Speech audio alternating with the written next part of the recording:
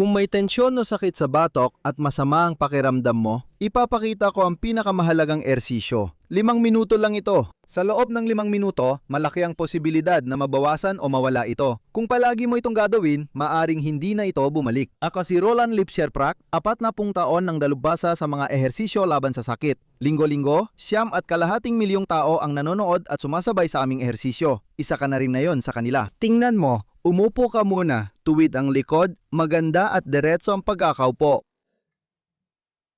Iatras ng kaunti ang baba papunta sa lalamunan at ibaba ng todo ang kaliwang balikat. Simulan natin sa kaliwang batok. Pagkatapos, igalaw mo ang ulo mo pakaliwa ng 45 degrees. Abutin mo gamit ang kamay mo ang taas, likod, medyo sa likod ng ulo at hilahin mo ang ulo na nananatiling nakapihit papunta sa kanang tuhod. At mapapansin mo agad na may mahigpit na hibla ng kalamnan sa likod kaliwa ng batok mo. Nayunat ito. Na-stretch siya, sumasakit na, lalo pang lumalala. Pumasok ka hanggang sa talagang sumakit, pero yung sakit na kaya mo pa at positibo pa rin. Yung tipong sakit na nakakagaan pa rin ang pakiramdam. At unti-unti mo munang dagdagan yon. Tinawag naming hibla ng migraine dahil dito madalas makaranas ng migraine ang marami. Kahit may migraine ka, magagamit mo pa rin ang ehersisyong ito. Patuloy mo lang palalimin ang pag-unat.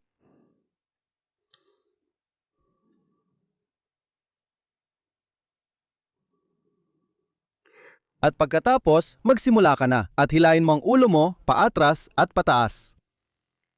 Kaya yung naunat na kalamnan, kailangan na niyang magtrabaho ngayon. At napakahalaga nito dahil pinapalakas nito ang pag-unat at pinapatibay siya. Hindi mo lang kayang abutin ang bagong anggulo, kundi kaya mo ring kontrolin ng matatag. Mag-relax ka at lumalim pa sa pag-unat. At ulitin mo, hinihila mo ulit pataas patras. Tapos mag-relax ka at lumalim ka pa sa pag-unat. Hinihila mo pataas paatras. Mag-relax ka at lumalim ka pa sa pag-unat, tapos bibitawan mo. At hihilahin mo ang kanang sentido papunta sa kanang tuhod at ng kanan hindi, ang kaliwang siko pababa.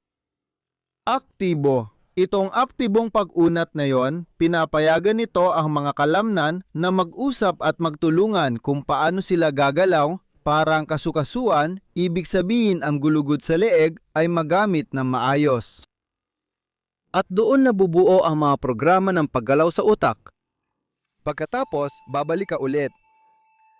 At ipiit mo ang ulo mo sa kanang bahagi. Gagawin din natin ito sa kanan katulad ng ginawa natin sa kaliwa. Kanan na bahagi. Ang kaliwang kamay ay ilalagay sa ibabaw ng ulo at hiilahin ang ulo pakaliwa papunta sa kaliwang tuhod. Panatilihing tuwid ang itaas ng likod. Hilain mo pa pababa at namnamin mo yan. Dapat ma-enjoy mo ang ersisyong ito. Hindi ito dapat maging pagpapahirap, kundi positibong hirap lang. Kaya dapat ang pag-unat ay hanggang sa positibong kirot na masarap pa rin sa pakiramdam. Ibaba ang kanang balikat, hilahin pababa ng pababa ang ulo. Dagdagan pa ng kaunti ang pag-unat.